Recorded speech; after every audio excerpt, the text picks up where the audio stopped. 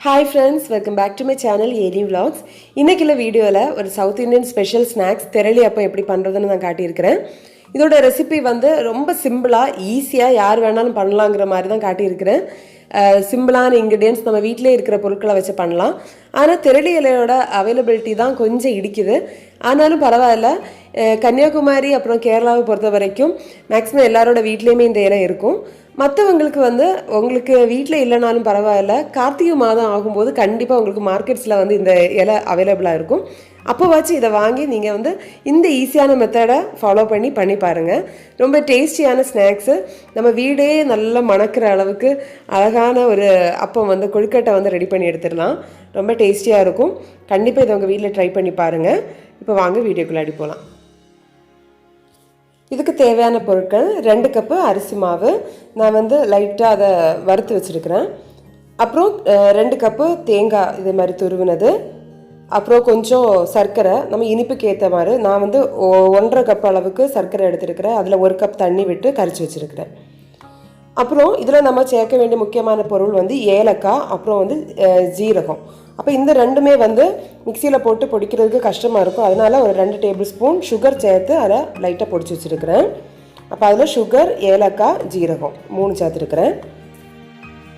அப்புறமா கொஞ்சமாக உப்பு எடுத்துக்கோங்க. அப்புறம் லாஸ்ட்டாக நம்மளோட முக்கியமான இன்க்ரீடியண்ட்டு நம்மளோட இந்த பே லீஃப், அதாவது இந்த தெரளி இலை. நாங்கள் இதை வயன இலைன்னு தான் சொல்லுவோம். தெரளி இலைங்கிற நேம் வந்து எனக்கு ரொம்ப லேட்டராக தான் எனக்கு தெரியும். நாங்கள் மோஸ்ட்லி இதை வயன இலைன்னு தான் யூஸ் பண்ணுவோம். ஸோ இதை வந்து ஒரு 20லேருந்து 25 இலை எடுத்துக்கோங்க, மீடியம் சைஸாக பார்த்து. அப்புறம் இதில் வந்து அதை வந்து கோன் மாதிரி பண்ணி அதை பின் பண்ணுறதுக்காக கொஞ்சமாக ஈர்க்கில் எடுத்துருக்கிறேன், தென்னை ஓலையோடது.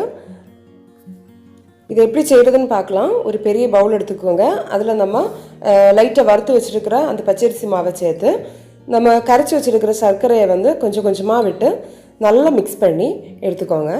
இதோட கன்சிஸ்டன்சி எப்படின்னு பார்த்தீங்கன்னா, நம்ம அந்த மாவை உருட்டும் போது நம்ம கரெக்டாக அது உடையாமல் அந்த பால் மாதிரி நமக்கு கிடைக்கணும். அந்த பக்குவத்துக்கு பண்ணி எடுத்துக்கோங்க. பச்சரிசி மாவு நீங்கள் எப்படி வேணாலும் எடுத்துக்கலாம். நாங்கள் இது வீட்டிலேயே ரெடி பண்ணி எடுத்தது. ரெடி பண்ணி அதை வந்து நல்லா ஒரு மீடியம் ஹீட்டில் வந்து நல்லா வறுத்தெடுத்த மாவுது.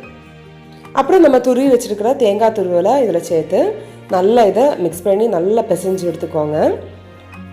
கூடவே நம்ம ஒரு சின்ன பிஞ்ச் வந்து உப்பு வந்து சேர்த்துக்கோங்க. ஏன்னா இதில் சர்க்கரை சேர்த்துருக்குறோம், அதோட ஸ்வீட்னஸை பேலன்ஸ் பண்ணுறதுக்காக. அப்புறம் நம்ம பொடிச்சு வச்சுருக்கிற ஏலக்காய், ஜீரகம், அந்த சுகர் எல்லாம் இதில் சேர்க்கணுன்னு அவசியமே இல்லை, நம்ம தான் சர்க்கரை சேர்க்குறோம். ஆனால் நான் ஆல்ரெடி சொன்னது மாதிரி தான், உங்களுக்கு வந்து ஏலக்காயை வந்து லைட்டாக தட்டி போடுறது ஓகேனா நீங்கள் அப்படியே பண்ணிக்கலாம். ஏலக்காயும் ஜீரகத்தையும் அப்படியும் பண்ணிக்கலாம்.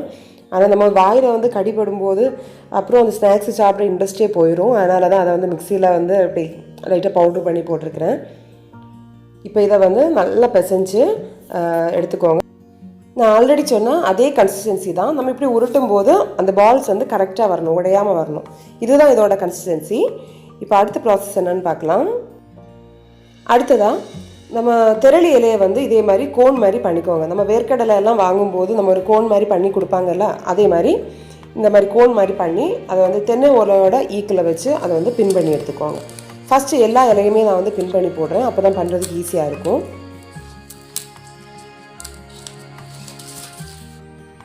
தெரளி இலை வந்து பின் பண்ணி ரெடியாக வச்சாச்சு. நான் இன்றைக்கி ஒரு 20 இலை எடுத்துருக்கிறேன். ஆனால் 20 தான் எடுக்கணும்னு கிடையாது, நம்ம எடுக்கிற மாவோட அளவை பொறுத்தது. இப்போ இதை வந்து ஃபில் பண்ணணும். அதுக்காக இதே மாதிரி சின்ன சின்ன பால்ஸாக எடுத்து ஒவ்வொரு அந்த கோனுக்குள்ளாடி இப்படி வச்சு எடுத்துக்கோங்க. ரொம்ப அழுத்தம் கொடுக்கணும்னு தேவையில்லை, ஆனால் நார்மல் உள்ளாடி இருக்கிற மாதிரி லைட்டாக ப்ரெஸ் பண்ணி வைங்க.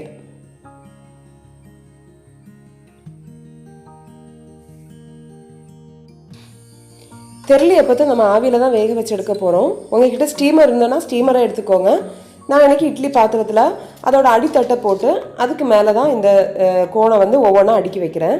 நம்ம வைக்கும்போது ஒரு கோனில் இருக்கிற மாவு வந்து இன்னொரு கோனில் இருக்கிற மாவு ரெண்டுமே வந்து ஒட்டாமல் பார்த்துக்கோங்க. அந்த மாதிரி நார்மலாக இதே மாதிரி அடுக்கி வச்சு அதை க்ளோஸ் பண்ணி ஒரு அரை மணி நேரம் ஒரு மீடியம் ஃப்ளேமில் வந்து நல்லா வேக வச்சு எடுத்துக்கோங்க.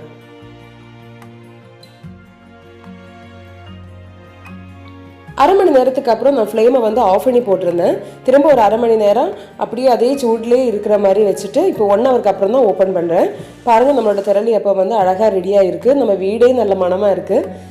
கண்டிப்பாக இதை உங்கள் வீட்டில் ட்ரை பண்ணி பாருங்கள். நான் இன்றைக்கி காட்டியிருக்கிற இந்த ரெசிப்பியை வந்து நீங்கள் வேறே சில இன்க்ரீடியன்ஸ் எல்லாம் சேர்த்து வந்து பண்ணலாம்.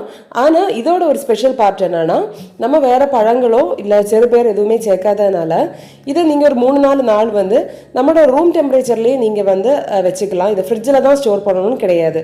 நீங்கள் 3 நாள் வெளியே வச்சுருந்தனாலே அது ஃப்ரெஷ்ஷாக தான் இருக்கும். நல்ல டேஸ்ட்டு கூட தான் செய்யும் ஒவ்வொரு நாள் கூட கூட. ஸோ கண்டிப்பாக இதை வீட்டில் ட்ரை பண்ணுங்கள்.